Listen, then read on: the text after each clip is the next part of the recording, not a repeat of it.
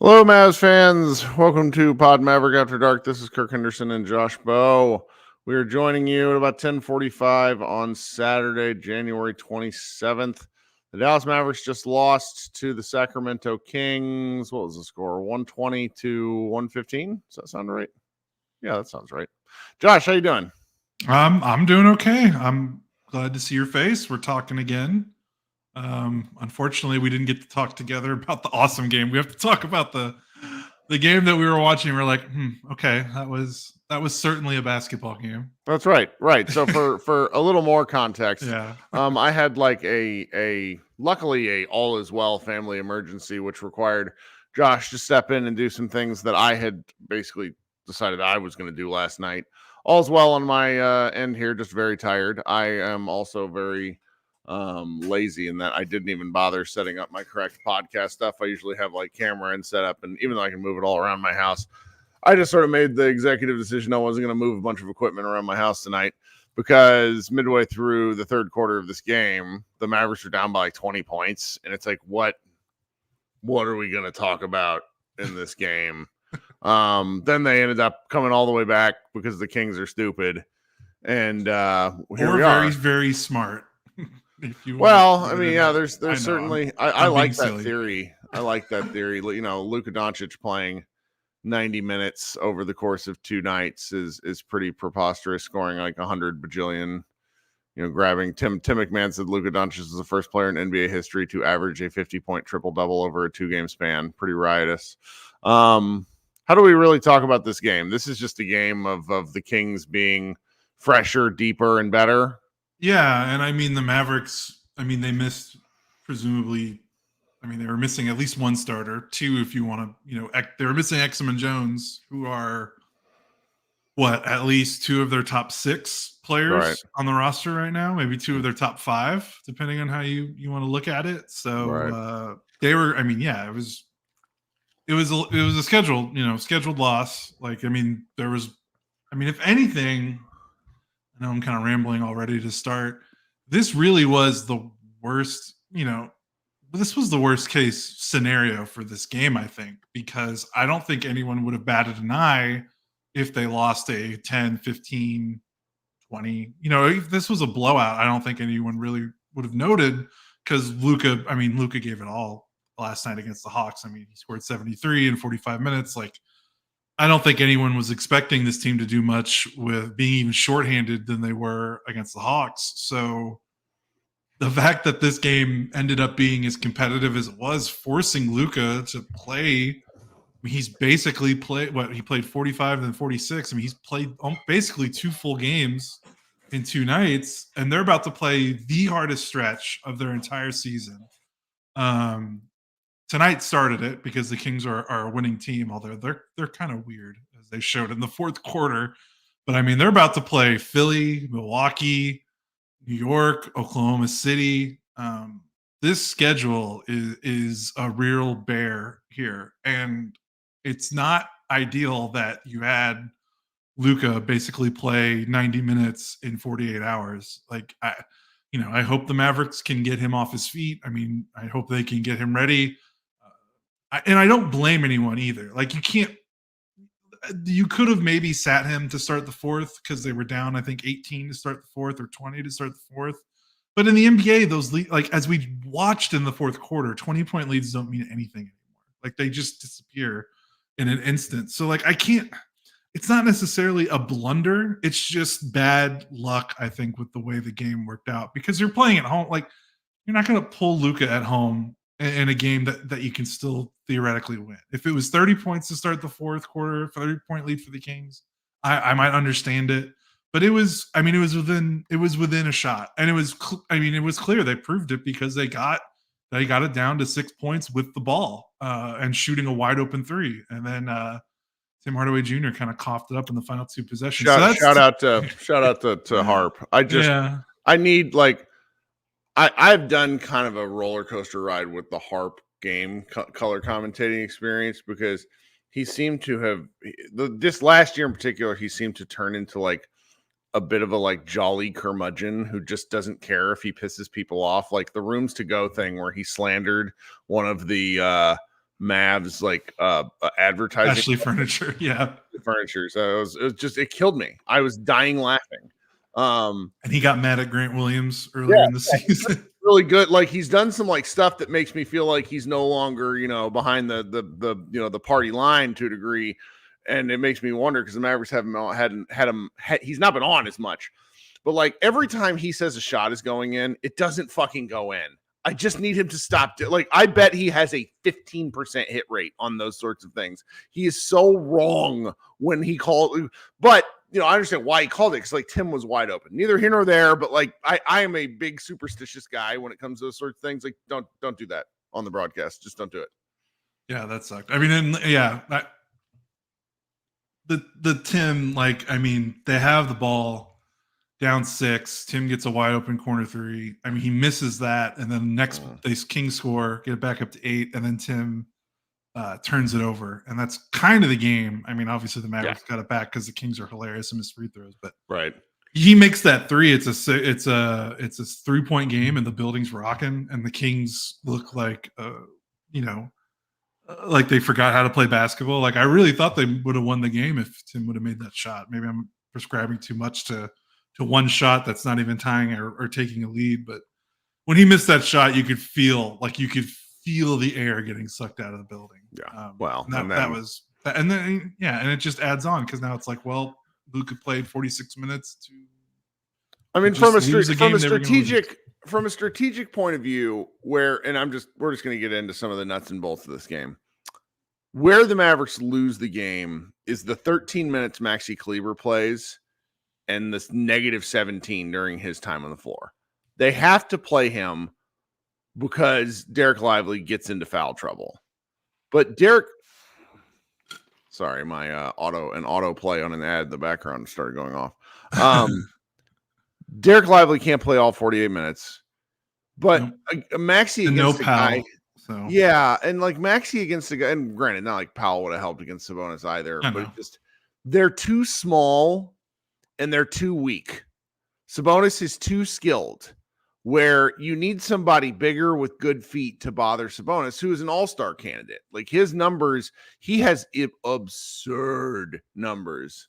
Domantas Sabonis does, and so it's one of these things where it's hard to kind of get too bent out of shape, but it's when I'm looking at the box score, that is where I see where this game was ultimately lost because Maxi, they really were, Bobby Corrala came on a show that I did on Friday. If you haven't listened, go listen to it. Bobby is with the Mavericks, but I've known Bobby for 12 years. Bobby is an excellent explainer of basketball concepts.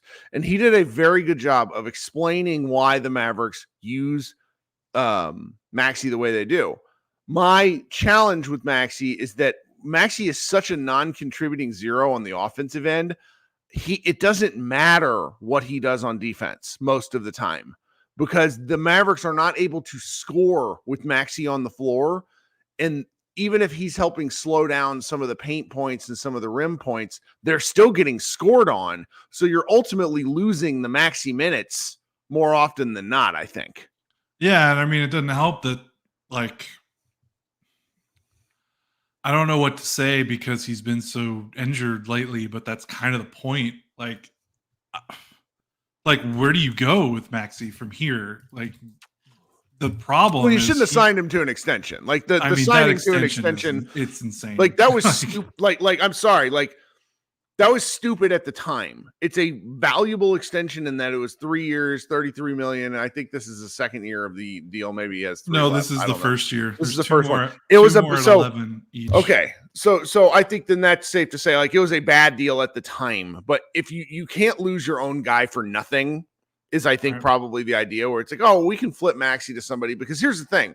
Maxi is actually still pretty useful as a weak side rim protector, but as the only rim protector, which they keep putting him out there as a 5, he doesn't do anything.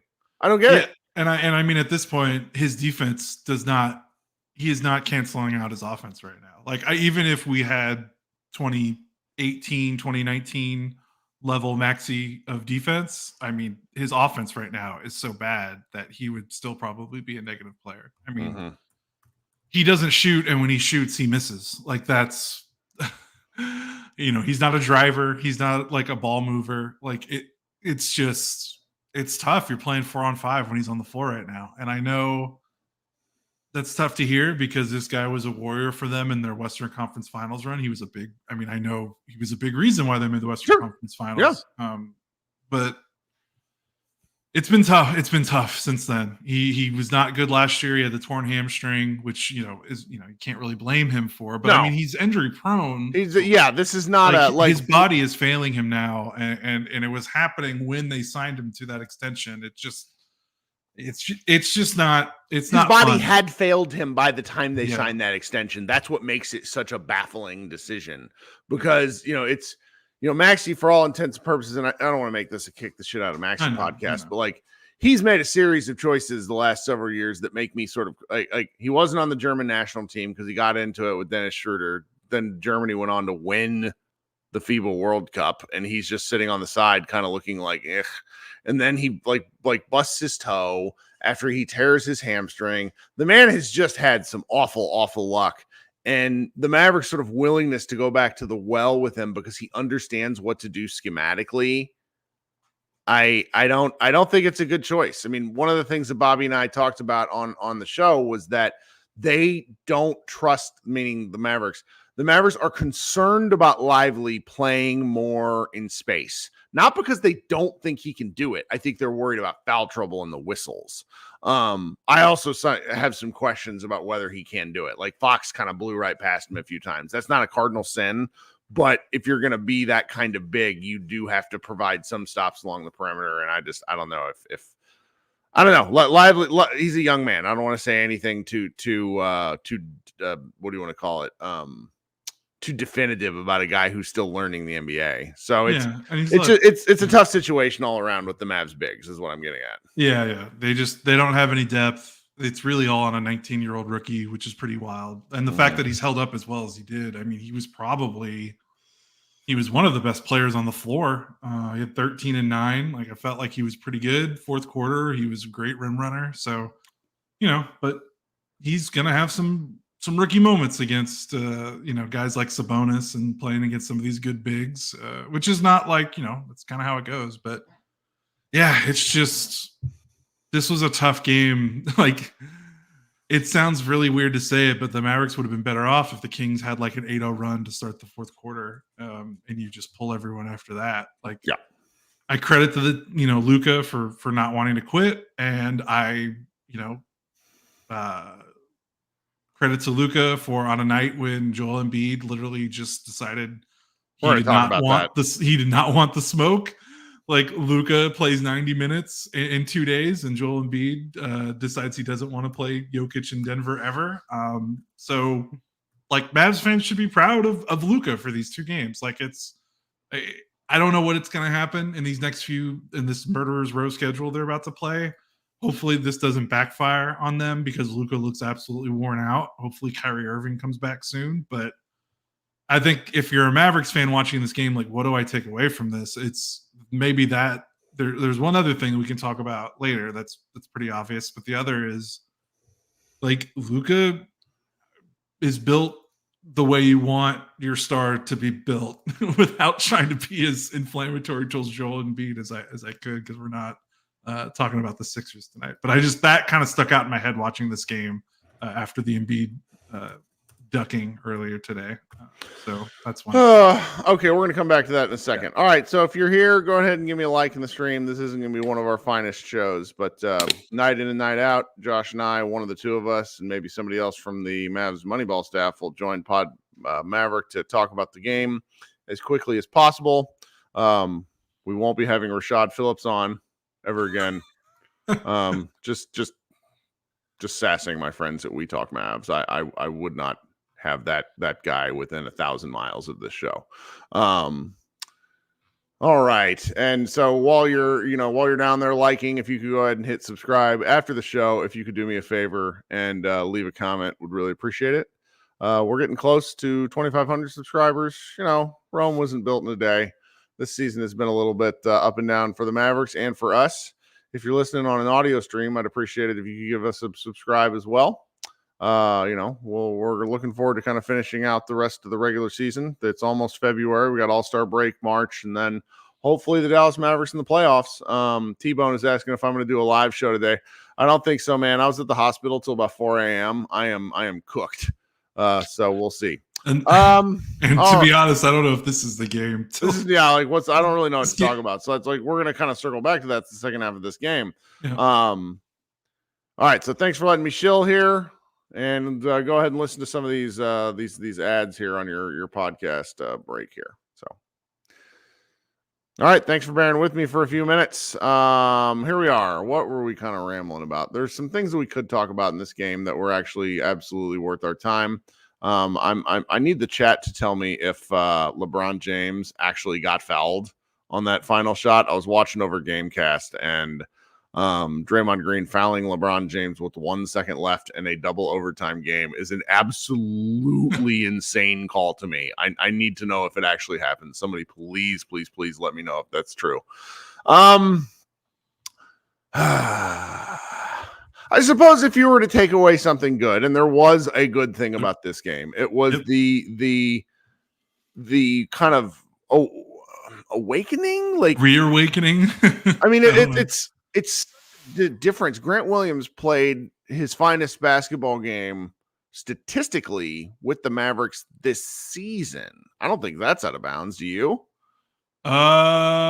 Yeah, it is, because that's the season high. I forgot he had 25. I thought he got the 28, but he didn't. He had 25 against the Bulls on November 1st. Mm-hmm. So yeah, this is easily. I mean, so 27, 3, 1 block, 3 steals, pretty 3 good. assists, and what he had, him as the roll man is going to kill me, because he's got the yips in the middle of the lane. I can't stand watching him do that stuff. I don't want to see it anymore.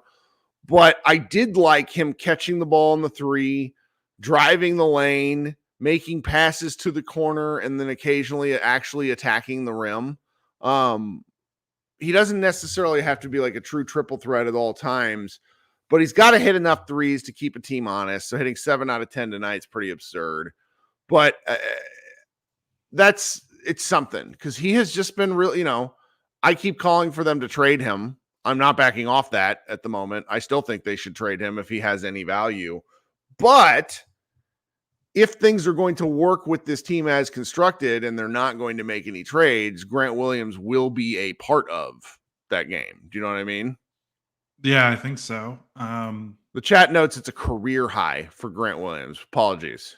Okay, he's had 27 in the play. Yeah, I guess that's a regular season thing, because I know he's had 20. He had 27 in that game 7 against Giannis, I think. So, yeah, I mean, and again, there was some good. He did have a couple of 2-point buckets that were pretty nice, but it just make threes. That's kind of what it comes down to. Make threes, like 7 of 10 from 3, and the Kings clearly were like, it's kind of funny, because you think teams don't really look at their scouting reports in the regular season or really pay attention as much, because these guys are playing, 4 games in 6 nights or back to back. Like, there's just not enough time to really get into the nitty gritty of your defensive game plan when you're traveling and you're playing all these different teams every other night. It was pretty obvious that they were cool with leaving Grant Williams open, and why wouldn't you? He was hitting 25% of his threes in January, and of course, lo and behold, the poor Kings, who can't seem to get through a fourth quarter without giving their fans a heart attack. Grant hit 7 of 10. Defensively, he had the block and 3 steals, so that was nice. he's still getting blown by a little bit too much for my tastes. Partly that might be just because how the Mavericks have to play him. Like, he might be better suited, I don't know where you play him because it seems like everyone just kind of blows by him lately. But at the very least, he was able to make some help side defensive plays with the block and the steals. So if he is gonna, if he is gonna close out and guys are gonna go by him, at least he's trying to make up for it with some defensive splash plays, so to speak. So that's not totally there, but yeah, make open threes. Like, that's the thing. I don't know what else to say because he's gonna keep getting open threes. Like, you play with Luka Doncic, you're gonna continuously get open threes. If anything, he's gonna get more open threes with how he's been shooting because teams are gonna dare him to beat them. So it's really important for him to be making these shots. I don't know how much momentum can carry over game to game because we thought he had kind of figured a little something out. He made, I think, the last 2 games of December, he shot the ball decently from 3, and then he missed. He didn't make. He made 1 3 over the course of his next 4 games. So he's, it's way too early to say he's back. The last time he made more than 3 3-pointers, he made 4 against the Spurs on December 23rd. He then went 0 for 2 and 0 for 4 in his next 2 games. So I'm not trying to dump cold water on it. I get it. You just can't look at this game and be like, he's back. Yeah. You but, just I mean, hope. this is You just hope. Because what else can you do? He's going to get open threes. He has to make them. That's kind of it. The Mavericks are so catastrophically injured. And so it's really interesting. I'm not sure if anybody that listens to the podcast actually goes and reads our site. I'm a little curious as to the cross-pollination of the audiences, but I wrote the recap for the really terrible loss the other night. Yeah. And then you wrote the recap last night for the Hawks win, which was really more of a Luka Doncic based column. It was fantastic. Really enjoyed reading it after the fact. And I think those 2 pieces, even though they're game recaps, serve as sort of a mirror of the Mavericks' problems, like what works and what doesn't. And unfortunately, so much of this right now comes down to the fact that the team is really injured. I led with that this team has a ton of built-in excuses. And, it's more than a little frustrating because, heading into this season, I following the Kyrie Irving trade, I had so many people, tell me that the Kyrie Irving games played thing and the availability, that it was just it's a freak series of things. Let's look at looking at Kyrie Irving's injuries this year. I agree with that. He has had horrendous injury luck, but the fact remains he hasn't played. And you get into these games with these guys, and the Mavericks just don't have any continuity. And so, you start out 8-2, and it's become kind of a survival game where you mentioned this. I mean, there's a realistic chance the Mavericks head into All-Star break under 500. Like, people are going to be really pissy about that. And I don't know how to, I don't want to constantly be raging on the team, the organization. Like, that's not any fun for either of us, but I don't know how to really properly talk about this team because it feels a lot like last year's team, only if things shake out injury-wise a little bit, there's pretty good hope for some optimism. What do you think? Yeah, that makes sense. I mean, we still Lively, Luka, Kyrie, Exum, Jones have still only played like 50 minutes together. Like, that's the thing you just kind of hang your hat on. But at a certain point, I don't think the worry is let's see them be good with those guys, because I feel pretty confident that if all 5 of those guys are healthy at the same time, they would play pretty decent basketball. The problem is they're running out of time for me to believe that they're going to get those guys on the court enough to make it matter. Because these guys just keep going out. I mean, we don't, Jones was a game time decision, thankfully. So hopefully his injury isn't too bad, but I don't know. When right. I didn't even talk about him and Exum not playing. Like, him and Exum not playing it's hard to get. I'm such an emotional game watcher, and I'm just like what are they supposed to do? I mean, I will get mad at the individual performances within it. Like, When I heard Brian Damaris talk about how Jaden Hardy is helping the team despite the fact that his shooting sucks, I wanted to put a fucking shoe through my television. But then again, I'm like, why am I getting mad at a second-year player who was the 37th or 38th pick, whatever the hell he was? He's not built for this. The 6'2" non-shooting guard, because he's a non-shooting guard at this point. Like, the man can't hit shots. And he gets burned on defense so badly. Like, why in the hell is Jaden Hardy on De'Aaron Fox for stretches? Like, that's the thing. Guard. Stop it. He's 6'2". Like, that's the problem. I mean, Fox was looking at the dude like fried chicken. I know. It's like literally bad help in that regard. Before it's like, why are you putting the guy in that situation? And then you got Green, who for the second night in a row, I mean, Green played fantastic last night. There's just no other way about this. And he really, like, his box score doesn't look very impressive tonight, but I thought he was fine. What did you think? Yeah, he was fine. I mean, they don't have anyone else that can be a secondary ball. Like, when Kyrie's out, like, he is literally the only. If Kyrie and Exum are out, like, who else is dribbling the ball like that you trust besides Luka? Like, it literally has to be him. Like, he's kind of put in a tough situation, but at least he's making some plays. He had 5 assists, 2 turnovers. He still kind of has some ill-advised turnovers, but he scored. The thing again is for me, it's his defense. His offense has kind of started to perk up lately, but his defense is it's still not there. Like, I know his game, he did play a tremendous game against the Hawks, but the Mavericks gave up 143 points. And Green is just not being the defensive difference maker, I think, a lot of this. Well, it's so funny. I'm not trying to beat a guy down when he's finally getting some good box score and production. You're speaking to the actual problem, because Kyrie Irving comes back, and Kyrie Irving is so much better than Josh Green. It's not even a contextual.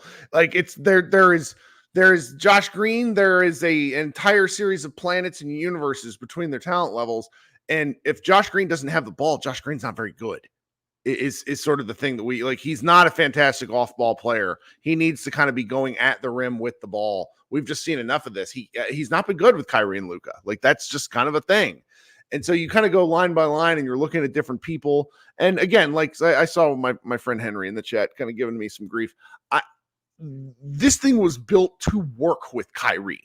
So what I'm trying to get at is, like, until Kyrie is actually playing regular minutes, and if they're able to go on, like, I don't know, let's say a 10-game stretch without somebody getting horrendously mangled in a stupid injury, then maybe it's time to kind of worry about stuff where it's, you go through line by line, and you're talking about tonight, and like Rashawn Holmes played a few meaningless minutes. Like Seth Curry played some meaningless minutes. AJ Lawson played 4 minutes and was a -9. God, that's hard to do. I think the only real question that we have kind of as a fan base at this point is, like, what do you like? Why is Omax not playing? Why is he not getting something? Are we being ridiculous here? This would have been a good night for his kind of freneticism. So I understand why he's not playing, because I genuinely think that the coaching staff doesn't think he's ready, because we've seen him play some NBA minutes and it doesn't always look great. There's still a lot of things for him to work on. The thing that I don't have an answer for is when you're getting kind of run, when the Kings are putting the lead up to 15, 16, 18, I think it got up to 21 in the first half. It got at back that up point, to I'm 20 like, in the see third. the game. Yeah. Give up. Either that or just like, okay, we've lost. How many have they lost? 5 out of their last 6, I think the Mavericks have. Right. Or 6 out of their last 9. I can't remember what it is. But like, we're in a losing funk. A lot of these losses have been by double digits. This one, I mean, this was a fake. This was for all intents and purposes. This should have been another double digit loss. You lost by double digits to the Lakers. You lost by 9 to the Celtics. You lost by $1 billion to the Suns, and now you're down 20 again. I'm running out of reasons why you don't just be like, all right, I'm just going to throw this shit at the wall and see what sticks. I love that you say that, because that's actually what I asked Bobby about. So you guys, if you're listening to this podcast, and you didn't go listen to Bobby Corral and I, one of the things I get when you have a guy like Bobby on is, like, you're having a team official on. Like, why are you having a team official on? That's Mavs State Media, yada, yada, yada. like Bobby wrote with me at another website. Bobby is not a state media person. Bobby is a Mavs media person that has not like Mavs media doesn't really have anything to do. Like they don't get inside information. They're just a version of public relations with some analysis. And so Bobby actually really knows basketball. And one of the things he and I like we're kind of beating around because he cannot come out like literally as part of his job. He cannot come out and criticize the Mavericks outright. Like and any of you who have jobs, like you wouldn't go on a public forum and criticize your boss either. But one of the things we did talk about, and he did say out loud, was he does not know why they're not trying certain things. That's the thing he said, because he can't know that. And so one element of that was actually kind of nice to hear because it means they have, that's the thing though. It's like, if you want to be an optimist, it means they have things to try. And again, Jay in the chat says he seems to be cherry picking good stats against tanking teams. No, Jay, that's not how it works. The fact is the Mavericks haven't played a very good schedule. So you're playing a good, some of these stats do come against, the fact that you played Portland 3 times. But like when you're looking against things in aggregate, there are things that the Mavericks do better than other things. And we were having a real discussion about why isn't Lively allowed to guard in space? Why are you playing Derek Lively in drop? And he explained it to me. He said, they're kind of worried about foul trouble is what he thinks. So there's an element of this. Are there things that they could unleash is really stupid because they're nearly 500, but are there kind of almost borderline desperation moves that they could try to make to see if it would make a difference? And I think the answer to this is strategically, yes, there are. I just don't think they're going to, I just don't see Kidd doing it. Like, I really don't. Kidd is a stubborn coach. He is I don't think he's a very good coach for this team. Like tonight would have been another night where he should have picked up a couple technicals to motivate the team and just hands in his pockets. I mean, what are you going to do? Yeah, I know. And if you want to look to last season, I remember in January when the Mavericks were losing some games and Jaden Hardy was not in the rotation, there was an upswell. Why isn't Jaden Hardy getting minutes? They're losing and it games. Was a good question then. I know. And then he ended up playing in February and March and having a pretty good end of the season. So maybe that's what they're doing with Omax. Maybe they saw what they did with Hardy and they're like, hey, let's just do that with Omax. Let's let him get his feet wet for a little bit. And then when we get to the All-Star break, we're going to let him, we're going to let him play. I don't know if that's what they're thinking, but it is kind of funny how it is kind of following the same pattern as Hardy did last year. So I don't know.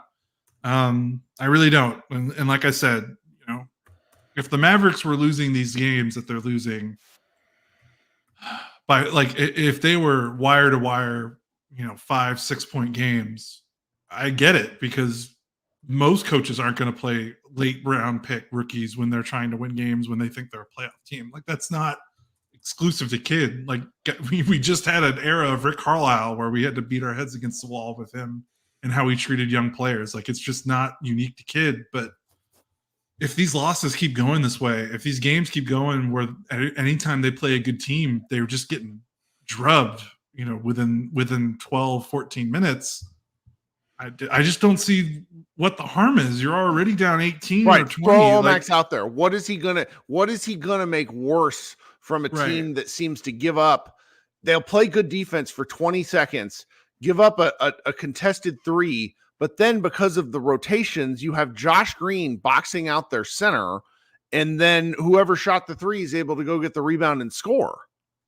Yeah. And their size is just, they're playing Grant Williams as backup 5. They obviously Rashawn Holmes is not the answer. They've got these injuries. Maxi Kleber is not looking good, great. Like it really feels like it's Lively. Like Lively is the only legitimate big.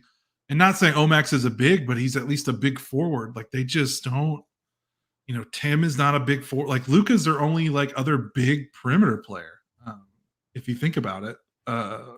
It's just tough to consistently win games against good teams when you're expecting Luka to be the second biggest player on the floor for most of the game. You don't want him to be that. You need someone else. So yeah, I don't know. We'll see. I don't know if it's going to change because they're playing. Maybe it'll change because maybe they get down and big in another game and they give them a shot because, my God, the schedule is just. I can't emphasize enough how difficult the schedule is. I think Joel Embiid might score. I think Joel Embiid might retake the single seat, like the most points scored. Take the crown from Luka. I mean, I really do. Like, who in the hell guards him? Especially now that he's shooting 51% on mid rangers. Yeah, it's one of those things. Lively. That's not Lively's. He is Dirk. He is. I'm not exaggerating. He is Dirk Nowitzki from 15 to 17 feet. It is incredible. Yeah, this is an amazing. Those free throw line jumpers. This is an amazing take from our man 17 in the chat, noting that he's saying Derek Lively is tradable, and he says for a better big like Claxton. Like what? No. Okay. No. That's one we just ignore. We got. Oh no, he's a frequent chat contributor. Oh, okay. I appreciate the take. Oh, okay. It's a bold take. I just think he's insane. Oh, well. What else did I want to kind of talk about here? You said you wanted to circle back to Embiid, or is that where you? Oh, it's just so Embiid. Like, look, these. I have a lot of feelings about the NBA. Mixed. For example, let's go over the 73-point game last night. Every single person who had a negative reaction to Luka scoring 73 points last night is a fucking hater ass clown that didn't watch the game. Shut the fuck up. How's that for a clip? There you go. I'm with you. That's Stephen A. Smith gets on television today and talks about how disgusting it is and blah, blah, blah. It's like, you didn't watch the game, you hack. Like, no, he didn't. Did Atlanta play horrendous defense? Yes, they did. They're a bad defensive team. They're a bad defensive team. So are the Spurs, who Embiid dropped 70 on.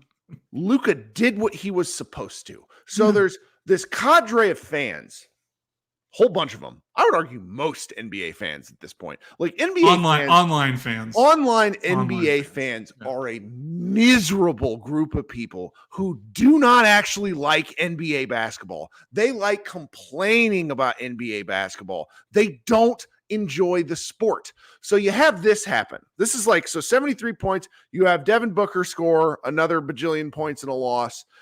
Then today you have Joel Embiid, who hasn't played in Denver since before COVID. So he travels to the game, and then they're they decide to hold him out. He wasn't on the injury report. He wasn't on the injury report, which means they're going to get super fined for that. Yeah. This was their marquee game. They were on ABC. They built their national TV schedule around this game today. And then the super fraud that he is, and I love hating Joel Embiid. He is a villain for me. I don't care how good he is. The coward stays in the locker room almost the whole game and then goes out and waves like he's some fucking WWE wrestler. Man, people paid to watch you play, you bum. I'm just so sick of this shit. And then, of course, to rub it to just make all this shit sandwich taste delicious. Adam Silver gets re-upped as commissioner. He sucks. He sucks. He is the kind of commissioner who is terrified of the players. He gets worked by the owners. And granted, he is employed by the owners, so I understand this. But a good person in that position is like David Stern and Roger Goodell, who are kind of able to push back on the bullshit. This guy kowtows to everything. He is a weak sauce wuss of a commissioner. And you know what their next big objective is as an NBA thing? Expansion. What the fuck kind of talent do they think this league has for expansion? Go look at the Spurs. Go look at the Portland Trailblazers. These teams which are offensive to basketball. That's another 36 players between two teams. 15 rostered plus 3 two-way players that you can have. There aren't that many good basketball players out there that want to play in the NBA. There are enough good basketball players out there in the world. I want to be clear about that. But a lot of these guys don't want to play on garbage teams. And so this was a whole series of days where, we should have, and we did. Don't get me wrong. If you're a Mavs fan that is not online, you probably had a great day and you're like, man, Luka scored 73 points. I'm going to remember that till the end of my life. And you know what? You should. You should. But you have this whole cadre of people who exist to tell you why the thing that you love is bad. And then you have everybody else going out and not playing the game. It's such a big joke. It's such a big joke. And what's going to happen, and this is just my opinion, I've been going off for a little bit now, I'm sorry. What's going to happen is the NBA is going to get a moderate increase to their TV deal. And why do we care about that? Honestly, the only reason Josh and I care about that is he and I are downstream from what happens with the money in this. Josh and I make a little bit of money because people are watching the NBA. But what's happening is nobody's watching the NBA. I can't stress this enough. So when you see people online talking about how, oh, man, the NBA is doing great, they're not. They got beat by women's college basketball the other day on that South Carolina LSU game. The NBA games got whopped by that. Nobody is watching the sport. It has a real problem. It just has players with great Q scores. This is a maddening situation for me because I actually like NBA basketball. Maybe that's a me problem. No, you do. I think the Embiid thing was just like we've had little sparring matches about like the player rest and the load management stuff.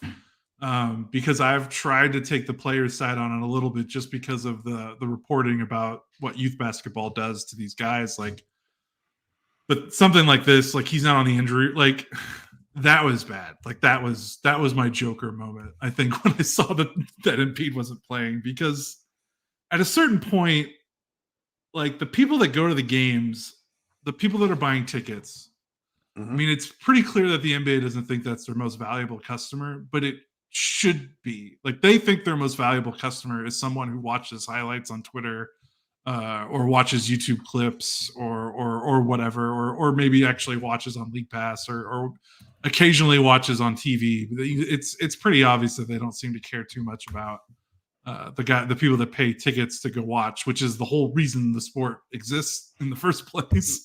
Like if people aren't buying tickets to go to games, like the sport doesn't exist anymore. And like that's just like, which I cannot imagine people still go, but I know, but I cannot imagine the level of frustration that the people that bought tickets to that game felt. Like I imagine people that buy tickets to NBA games are now pretty well versed in disappointment and injuries and having bad luck. But usually there's an injury report, like you get let down easy. Like the fact that he was like there are people in that building that brought signs, like they were ready to watch. Like they literally yanked him out right before the game started for the most part. Like I mean, he got. They're going to get fined, and they should get fined, and I hope they do. I don't care. Like there should be a suspension or something. Like it's egregious. Like it's detrimental to the sport. Like I don't know what else you can call it. Like I just like there are going to be people, maybe young people in that arena, or I don't know. It doesn't matter, young or old. But there's definitely some people in that arena that I wonder that are like, why did I like why? Like why should I invest my time? Why should I invest my money? Like I could be doing literally anything else that values my time. And there's a lot of options. Yeah. There's a lot of options. I think about this. It's so funny you say that. Like, look, part of why I do this in no small part is because of the people that we interact with and the people that let us know our show matters to them. If I didn't get the feedback, I would quit, because it's not that it's not fun. It's just, it's hard. And I want to watch television. I want to play video games, but I don't, because I talk to you guys.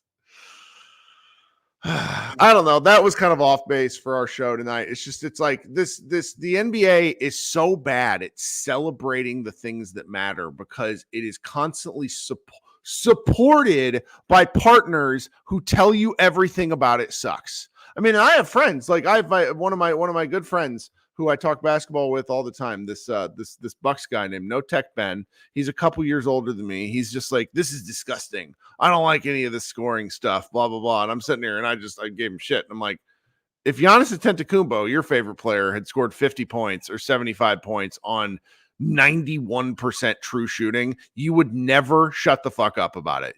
And that's okay. It's like, can't we just enjoy it? Like we all I'm sorry, go watch the Kobe game. The Kobe game exists. He was playing When Kobe scored 81 points, it was 81, right? Yeah, 81. He played with two centers and Smush Parker. It was Chris Mim and who was the guy that the Wizards drafted number 1? Kwame Brown. Kwame Brown. Like, it's one of the worst lineups ever. And Kobe shot 46 times. And that was during the run where Kobe was absolutely arguably the best Kobe game I think that ever happened during that stretch was when he scored 62 against the Mavericks in 3. Do you remember that? Yes, I do. Like, I that very was much like, remember that. That was that was murder. I think the 82 points game in hindsight is different because he shot like 1,000 times along with 20 free throws. Like anyway, I'm a little off key, but it's just like, why can't we be like, holy shit, this was amazing? And it's so hard for people nowadays to say, oh my God, that was an incredible thing. You know, it's why I made fun of him earlier, but Rashad Phillips, the shit he owes, like, oh, everybody scores 70 points. Like, shut the fuck up. Enjoy the game, you hack. Oh man, I just looked up your friend Ben No Tech Ben's tweet about it. He really did say disgusting. Yeah. And I told him back, I was like, your face is disgusting, Ben. Stop with this. Glad you can say it. This is why I'm glad you're the shadow broker, because you can say all the things to all the people that I don't know. You know, we all get to enjoy sports how we want to, okay? And we should. But I don't understand. There are too many games to hate this. And it really feels like a lot of people are like, I'm going to spend a lot of my time hate watching the shit out of this. Okay, go ahead. No, go ahead.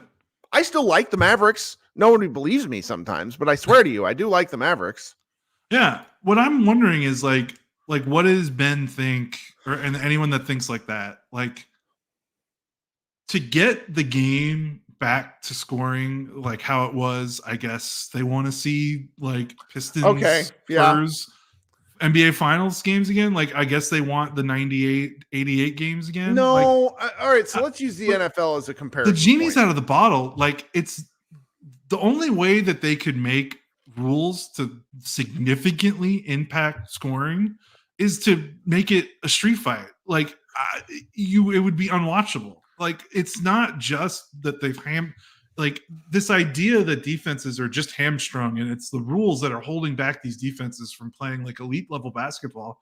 Like, I'm sorry, the offensive talent is significantly better than it was 20 years ago. Yes. And the coaching is better than it was 20 years ago. The roster building is better than it was 20 years ago. Mark Cuban, I'm pretty sure it was like almost on record saying like the reason why the Mavericks were so ahead of the game when he bought was because every owner, when he got into the NBA, was like a 70-year-old fogey. That's right. And he capitalized on it like that smartly. And I think he's owned up. He's admitted that. If not, I'm sure he would. Like, I just like, yeah, there could maybe be some rule changes so that players that initiate contact aren't always given the benefit of the doubt. But okay, so Luka scores 68 points instead. Like, there isn't an end game for Luka's these game people. last night was not affected. Yeah. So he made 15 free throws. That's not a lot. The 8 threes was what turned Luka into a murderous buzzsaw. Like, do they want to get rid of the 3-point line so people are spotting up around the half circle near the free throw line? Well, so I think that's kind of the thing. And so one of my friends pointed out that the NFL for the last 15 years has more or less had the same scoring point per game average. People fucking love the NFL. Right. So, but how does that happen? How do you keep the same scoring average despite the fact that teams are constantly innovating, defense are constantly changing? Like, you remember, and granted, this, I don't know, our European followers are going to hate this, but like in football, most teams went to a cover 2 to prevent Patrick Mahomes from destroying them from deep with Tyreek Hill. So the fact that they've done all these, teams are constantly adjusting to the rules. Football's a lot more complicated than basketball, but still, there's a lot of. Also, football teams get a week off to prepare. Sure. NBA teams do not. They don't practice. But practice anymore. But here's kind of the thing. The NFL Rules Committee gets together every year and they talk about stuff. We have a guy, Matthew Phillips, who comes on a couple of times. He loses his mind at the NFL because the NFL, the way it's called from year to year, the rules are frankly different year to year. We're talking the holding off the line for wide receivers, the pass interference calls, the sort of stuff that's really, really in the weeds. Like Patrick Mahomes got Buffalo last week on like some delayed pass interference call, which in my mind was, even as a Chiefs fan, I was like, that's some bullshit. And what the NFL does is I really think they not like manipulate, but they're basically like their points of emphasis stick. Like there's some years where holding is simply not called, period. And so I think they adjust this sort of stuff year to year, which results in sort of the same point per game. And despite the game kind of constantly change it. Whereas the NBA, they switched to the no hand check rule, which allowed Steve Nash to win 2 MVPs. And we haven't done anything different. We've done nothing different. They go to these points of emphasis every now and again where you will say, all right, we're really going to work on, we're going to not call we're going to call traveling. That's, one example. And that like sticks for like 2 weeks. And then they go back to the same shit because the referees are fucking terrible. Yeah, I know. But I think my overall point is that like these people that are like disgusted with these offensive performances, like if they change the rules a little bit and they're still gonna hate it. Yeah, like they're still gonna like okay, so all those guys instead of scoring a bunch of 70 and 60 pointers scored 50 and 4. Like they're still going to be like you can't go back. Like Pandora's box has been opened unless you want guys to be able to put 2 hands on players on the perimeter and be able to tug jerseys and be able to whack people on the arms at the rim.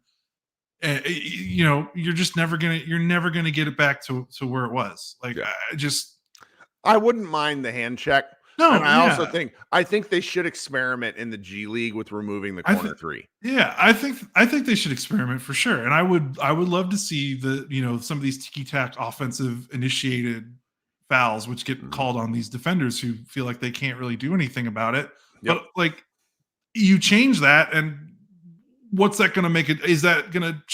That's not going to make these games go back to what you think is what you loved when you were younger. Which is the skill is too high. Yes, like I see this stuff, and this is not a fair comparison point, but like the sheer skill level stuff that I get for my 7-year-old son fed to me in my Instagram, where it's like, this is how you properly teach a 10-year-old boy how to shoot.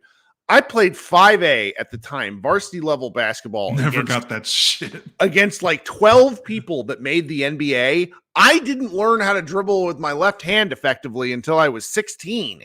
Yeah. So it's like the kind of stuff you see nowadays on a skill level basis with young, it is crazy. So I think you're right about that. Yeah. Like, I'm down for change. This is a good one. They got to remove the defensive 3 in the key. Just see what happens. Like that's really what I want. It's like just try some things. Can we try some things? I think that's a fair. I would try some things. That the people who hate are going to continue to hate. But can we try some things? That's my answer. Okay, yeah, I'll compromise there for sure. God, we talked for 52 minutes about this shit. Well, yeah. This is why you love we talked more about that than we did about the game, but that's okay. That's fine. No, we didn't talk. We talked about the game for like 35 minutes. I know, that's true. Okay. We found a way. Life finds a way. Yeah. So, looking ahead here, what do we got? We got a real fright fest ahead for the Dallas Mavericks where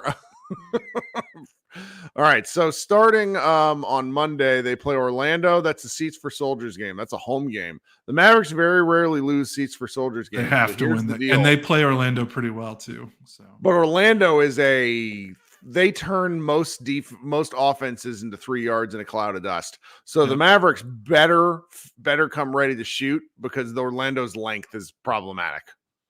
Then they go Then they go Minnesota. On Wednesday. That's the last game in January. And then they get 2 days off, and then they go Milwaukee on Saturday, 76ers on Monday. And then, they need to win. If they could win these next 2 games, Orlando and Minnesota, that'd be huge because I think they're going to get destroyed by Milwaukee and Philadelphia. I think so too. And Milwaukee's going to be riding that high of new coach. Teams always play better. They always play better after a coaching change. These next 4: Orlando, Minnesota, Milwaukee, Philly. I'm expecting them to go 1-3 in those 4 games. So anything better than 1-3 would be massive. Absolutely. It would be. Massive. All right, man. I'm so sorry for making you talk this long. No, You it's and I okay. joked about wanting to do something different. No, it's fine. Head on over to Mavs Moneyball, guys, if you've not checked anything out. I was really, really, really impressed with our staff this week. We have a minimum post count for month just for some behind the scenes stuff. So I teased everybody. I'm like, guys, we're coming a little bit close. And then, of course, the Luka thing happens against where he gets, and we just have everybody has a take on it. Then Luka turns around and scores 73 points. You want to talk about a content factory? I remember one guy who was like, your podcast would suck if the Mavericks didn't have Luka. And I was like, well, yeah. That's why we're here, man. Of course, no one fucking listened to us when it was Harrison Barnes and Salah Mejri. Like, yeah. All right, but we'll be back on Monday. Then we'll be back on Wednesday. I'll host a fan show one of these nights. It's almost midnight now. I got to go to bed. Everybody be good. Thanks for hanging out. And go Mavs.